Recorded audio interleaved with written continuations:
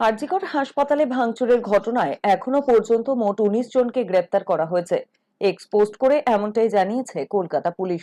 ওই পোস্টে লালবাজারের তরফে জানানো হয়েছে, সোশ্যাল মিডিয়ার মাধ্যমে সহায়তায় ৫ জন হামলাকারীকে গ্রেপ্তার করা হয়েছে। মঙ্গলবার মধ্যরাতে আরজিকরে হামলা এবং ভাঙচুর চালানো হয়। এই ঘটনায় বৃহস্পতিবার রাত পর্যন্ত ১২ জনকে গ্রেপ্তার করেছিল কলকাতা পুলিশ। লালবাজারের একটি সূত্র মারফত জানা যায়, কলকাতার পুলিশ কমিশনার বিনীত গোয়েল নিজেই জিজ্ঞাসাবাদ করেছেন তাদের। ৩টি মামলা রুজু করা হয় লালবাজারের তরফে। আরজিকর হাসপাতালে হামলার ঘটনায় অভিযুক্ত কয়েকজনের ছবি প্রকাশ করে বৃহস্পতিবার সকালে সন্ধান চাই বিজ্ঞপ্তি দিয়েছিল কলকাতা পুলিশ। কলকাতা পুলিশের সোশ্যাল মিডিয়া হ্যান্ডেলে ওই অশান্তির ঘটনার ৫০টিরও বেশি ছবি প্রকাশ করা হয়েছে।